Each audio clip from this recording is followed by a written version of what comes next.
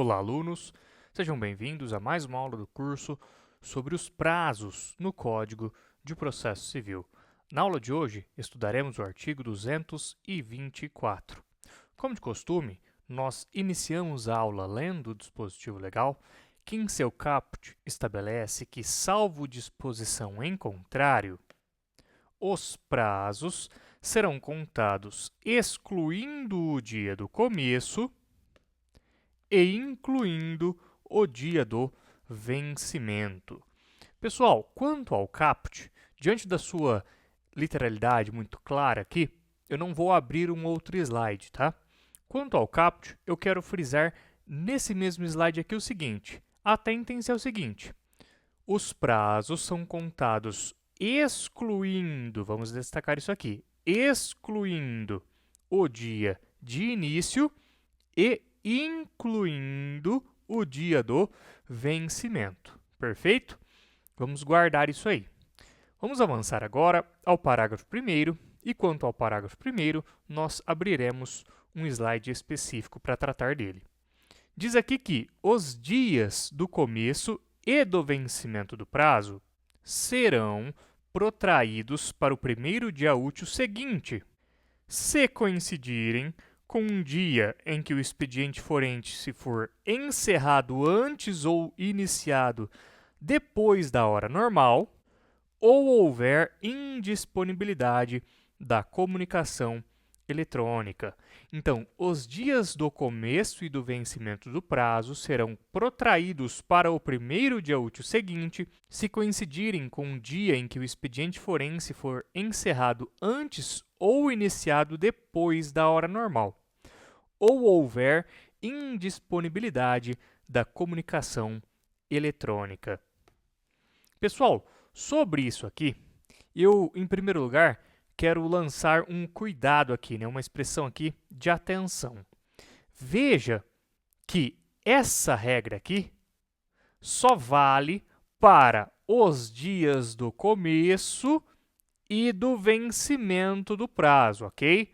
Então, se entre o dia do começo e o dia do vencimento ocorrer qualquer uma dessas situações do parágrafo 1º, não há alteração acerca da data de vencimento. Não há qualquer tipo de alteração. Se, por exemplo, eu tinha ali um prazo de 15 dias, o dia do começo estava ok, o dia do final estava ok. Durante esse período de 15 dias, imagina que em uma determinada data houve indisponibilidade do sistema no meio dessas datas aí. Teve uma indisponibilidade em um dia lá no meio entre essas duas pontas, do início e do final. Nesse caso, não se afeta a contagem do prazo, tá bom? Porque essa indisponibilidade foi durante o prazo, não foi nem no termo inicial, nem no termo final, ok? Então, vamos destacar isso aqui e ter muita atenção. Cuidado, porque essa regra aqui de afetação do prazo, ela só vale para o dia do começo e o dia do vencimento. Tudo que ocorrer entre o começo e o vencimento não afetará a contagem do prazo. Legal. O que acontece, então? O dia do começo e do vencimento vai ser protraído. Olha só, vai ser protraído para o primeiro dia útil seguinte. Então, se acontecer qualquer uma dessas duas situações que estão aqui no slide, o que vai acontecer? O dia do começo ou do vencimento vai ser transferido para o primeiro dia útil seguinte. Imagina, então, que meu dia final era o dia 1º. Se nesse dia 1º houver ou indisponibilidade do sistema ou o expediente forense for encerrado antes ou iniciado depois da hora normal, o que vai acontecer? Esse meu dia, que seria o dia final, será desconsiderado e meu dia final será protraído para o dia seguinte, para o dia 2, ok? Da mesma forma, a questão do dia inicial. Se meu dia inicial era o dia 1º, agora mudando de exemplo, se meu dia inicial era o dia 1º, mas nesse dia 1º houve indisponibilidade do sistema, então é desconsiderado esse dia 1º aí e meu dia inicial do prazo será o dia 2, ok? Bem simples, né? Se ocorrer qualquer uma dessas duas situações aqui, que são expediente forense encerrado antes ou iniciado depois da hora normal e indisponibilidade da comunicação eletrônica, se ocorrer qualquer dessas situações, os dias do começo e do vencimento, e só eles serão protraídos para o primeiro dia útil seguinte, ok? Para o primeiro dia útil seguinte. Agora, eu vou fazer uma pergunta para vocês. E como é que funciona a quarta-feira de cinzas? A quarta-feira de cinzas cai nesse parágrafo primeiro? Porque se nós formos parar para pensar, a quarta-feira de cinzas, ela incide nessa hipótese aqui, olha. Porque nela, o expediente forense é o quê? É iniciado depois da hora normal. Tem-se o costume, na quarta-feira de cinzas, que é aquela quarta-feira logo após o carnaval, de o expediente forense ser iniciado depois do horário normal. Só se trabalha no período da tarde, geralmente. E aí, será que ela cai nesse parágrafo primeiro? Pessoal, óbvio que pela literalidade ela cai. É evidente. Mas eu quero aqui fazer uma ressalva, tá? Embora me pareça que a conclusão mais acertada seja que sim, né, incide aqui na própria literalidade do dispositivo, nós temos um expediente iniciado depois da hora normal, mas eu vou tratar com vocês algumas questões jurisprudenciais que tornam essa questão aqui um pouco mais complexa. Vamos começar aqui por esse acórdão. Esse acórdão vai no sentido de que sim, né, essa quarta-feira de cinzas cai nesse parágrafo primeiro, sim, cai nessa hipótese do parágrafo primeiro. Aqui diz o seguinte: o artigo 224, parágrafo 2º do mesmo código, aqui uma observação, né, houve um erro material aqui, na verdade é parágrafo 1º do mesmo código, diz o quê? Diz que os dias do começo e do vencimento do prazo serão protraídos para o primeiro dia útil seguinte, se coincidirem com o dia em que o expediente forense for encerrado antes ou iniciado depois da hora normal, ou houver indisponibilidade da comunicação eletrônica. Olha o destaque final aqui, olha. Como é o caso de quarta-feira de cinzas. Como é o caso de quarta-feira de cinzas. Realizado o julgamento sem a observância dos referidos dispositivos, tendo o aresto recorrido julgado improcedente o apelo sem que o advogado da parte ora recorrente pudesse sustentar oralmente, é evidente o prejuízo causado à parte recorrente. Nesse primeiro acórdão aqui, nós vemos uma conclusão de que a quarta-feira de cinzas incide justamente nessa hipótese do parágrafo 1º. Mas, como eu mencionei, a situação não é tão simples assim. Nós temos um outro julgado aqui, que diz o seguinte: segundo a jurisprudência desta Corte, já sob a égide do Código de Processo Civil de 2015, a quarta-feira de cinzas é considerada como dia útil neste Tribunal Superior, apesar de seu funcionamento estar limitado ao período vespertino. Em caso dos autos com tramitação eletrônica, a única hipótese de prorrogação do prazo para a prática de ato processual deve ser a indisponibilidade da comunicação eletrônica, ante a inexistência de prejuízo pelo expediente forense distinto dos demais dias úteis. E aqui, só para mostrar para vocês a referência do julgado, perfeito? Então, voltando aqui ao teor do acórdão, pessoal, presta muita atenção no que foi grifado aqui. O que foi grifado indica que, no caso de tramitação eletrônica dos autos, a única hipótese, segundo esse entendimento do STJ aqui, de prorrogação do prazo para a prática de um ato processual é exclusivamente qual? A indisponibilidade da comunicação eletrônica. Mas, ora, nós vimos aqui, olha, que além do caso de indisponibilidade da comunicação eletrônica, também existe o quê? O caso de os dias iniciais e finais coincidirem com o dia em que o expediente forense for encerrado antes ou iniciado depois da hora normal. Veja então que o acórdão que nós estamos estudando afastou essa primeira hipótese aqui, essa hipótese que está em vermelho na tela de vocês. Afastou ela e disse o seguinte: olha, na verdade, só se prorroga o prazo para o próximo dia útil na segunda hipótese, ou seja, na indisponibilidade da comunicação eletrônica. Perceberam isso? Perceberam como que aquele acórdão ali afastou essa primeira situação de expediente forense encerrado antes ou iniciado depois da hora normal e disse que só se prorroga o prazo quando houver indisponibilidade da comunicação eletrônica? Então afastou a primeira possibilidade. E por que esse acórdão fez isso? Ele fez isso seguindo o seguinte raciocínio.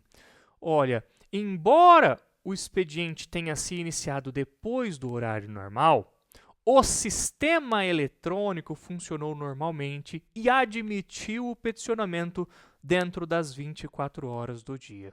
Então, a parte não pode alegar prejuízo porque o expediente começou um pouquinho mais tarde, já que o sistema eletrônico, embora o tribunal tenha aberto depois do meio-dia, o sistema eletrônico funcionou 24 horas por dia e permitiu o peticionamento a qualquer momento daquele dia. O raciocínio feito pelo STJ nesse julgado foi esse. Eu vou trazer a vocês aqui um outro acórdão do STJ. Ele é um acórdão que vocês veem aqui, olha, é de direito processual penal, todavia eu trouxe ele aqui porque ele traz essa explicação de forma um pouco mais minuciosa do que o acórdão anterior, tá bom? Então, justamente por isso eu trouxe aqui. Esse acórdão aqui, ele trata desse mesmo dispositivo do Código de Processo Civil, o artigo 224, parágrafo 1º, tá bom? Trata do mesmo dispositivo, embora esteja tratando ali de um processo penal. Mas aqui nós vemos a explicação do porquê que só a indisponibilidade do sistema geraria a prorrogação do prazo para o próximo dia útil. Então, o que nós temos aqui? Temos o seguinte: outrossim, quanto à regra disposta no artigo 224, parágrafo 1º do Código de Processo Civil, no sentido de que os dias do começo e do vencimento do prazo serão protraídos para o primeiro dia útil seguinte, se coincidirem com o dia em que o expediente forense for encerrado antes ou iniciado depois da hora normal, ou houver indisponibilidade da comunicação eletrônica, ora invocada pelo embargante para sustentar a tempestividade do seu agravo regimental, entendo não ser aplicável ao caso em revisão ao entendimento outrora emanado nesse outro julgado aqui, de minha relatoria, apresentado como paradigma no presente recurso. Assinala-se que há regras próprias acerca dos prazos referentes aos processos que tramitam de forma eletrônica, como no caso deste Tribunal Superior. Nos termos da resolução STJ-GP 10, de 6/10 de 2015, os recursos a serem interpostos nesta Corte, inclusive o agravo regimental, deverão ser protocolizados diretamente no sistema do processo judicial eletrônico, ESTJ, que fica disponível 24 horas por dia, independentemente da intervenção da Secretaria do Tribunal, ressalvados os períodos de manutenção previamente informados e de indisponibilidade do sistema. Inclusive, com amparo na inteligência da segunda parte do parágrafo 1º do artigo 224 do CPC, esta Corte Superior compreende que, em caso de autos com tramitação eletrônica, a única hipótese de prorrogação do prazo para a prática de ato processual deve ser a indisponibilidade da comunicação eletrônica ante a inexistência de prejuízo pelo expediente forense distinto dos demais dias úteis. Dessa forma, a atual jurisprudência deste Superior Tribunal de Justiça, a qual me alinho, consolidou-se no sentido de que, nos termos do artigo 81, parágrafo 2º, inciso 3º do Regimento Interno, são considerados feriados de carnaval somente a segunda e terça-feira, sendo a quarta-feira de cinzas considerada dia útil para fins de contagem de prazo recursal. Não obstante, o expediente forense desta Corte seja limitado ao turno vespertino, até mesmo porque o sistema do processo judicial eletrônico do STJ fica disponível 24 horas nesse dia, ininterruptamente. Na hipótese em epígrafe, o prazo de 5 dias corridos para a interposição do agravo regimental iniciou-se na terça e findou-se num sábado, prorrogando-se para a quarta-feira que, entretanto, o presente recurso foi interposto pelo ora embargante na quinta-feira, sendo, portanto, intempestivo, ou seja, a quarta-feira, que era a quarta-feira de cinzas, ela contou como termo final do prazo, nesse caso aqui. Então, veja que eu trouxe esse acórdão aqui, embora, como vimos ali, ele seja penal, né, mas ele traz para nós de forma muito mais detalhada o motivo do entendimento de que só se prorroga para o dia útil seguinte no caso de indisponibilidade do sistema e não no caso de expediente forense encerrado antes do horário regular ou iniciado depois do horário regular. Por quê? Porque, para fins de peticionamento, repito, para fins de peticionamento, não se precisa da atuação presencial da secretaria lá no tribunal. Pelo contrário, só se precisa peticionar através da internet. E o sistema eletrônico funcionou 24 horas por dia, não gerando qualquer tipo de prejuízo à parte. Ok? Então, vamos frisar isso aqui muito bem.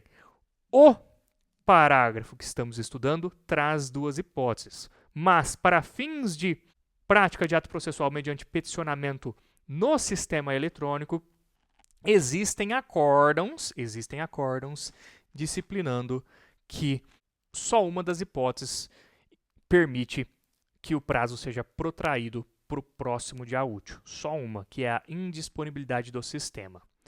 Ok?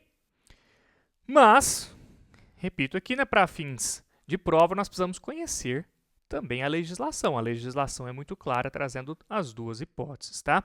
O que eu trouxe aqui é um aprofundamento, mostrando aqui que a jurisprudência do STJ, ela, em alguns momentos, ela vai aprofundar a questão e divergir da própria literalidade da lei. Vamos lá, agora vamos para os parágrafos 2º e 3º. Diz o parágrafo 2º que considera-se como data de publicação. O que é a data de publicação? O primeiro dia útil seguinte ao da disponibilização da informação no Diário da Justiça eletrônico. Olha só, considera-se como data de publicação o primeiro dia útil seguinte ao da disponibilização da informação no Diário da Justiça eletrônico.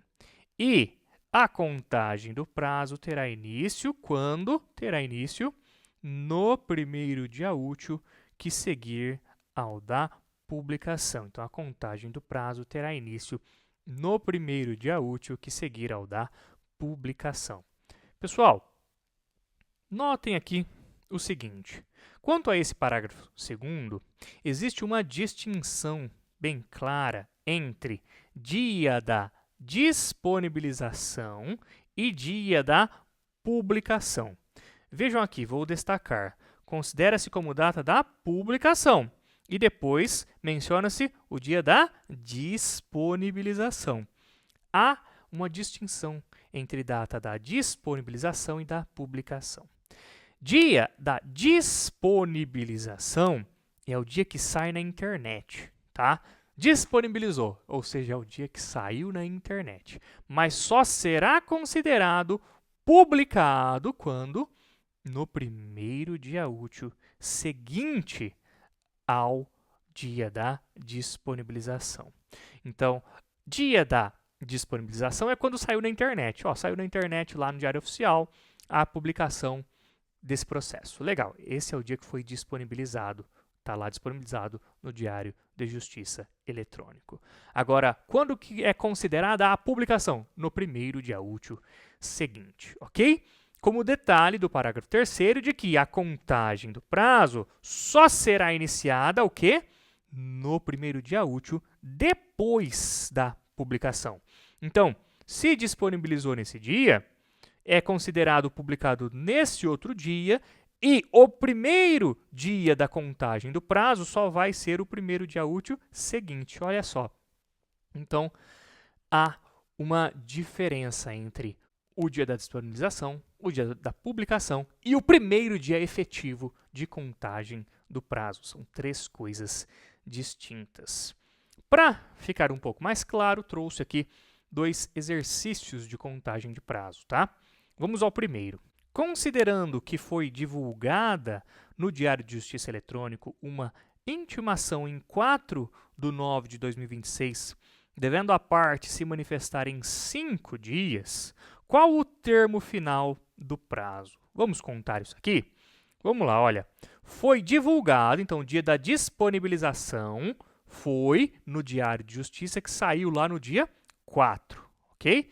Então, saiu no dia 4. Mas nós sabemos que, depois que disponibiliza, eu só vou considerar publicado no primeiro dia útil seguinte.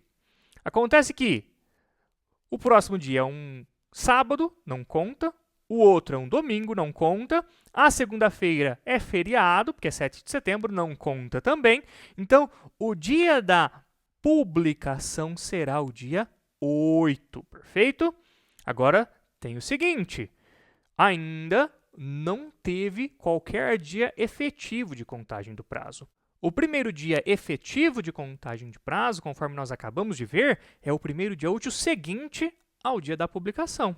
Então, o primeiro dia da contagem efetiva é o 9, o segundo dia efetivo de contagem é o 10, depois dia 11. Aí, lembrando, eu só conto dias úteis, então eu pulo o sábado e o domingo.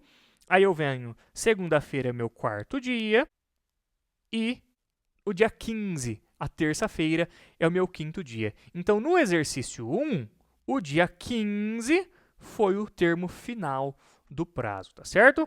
Dia 4, dia da disponibilização.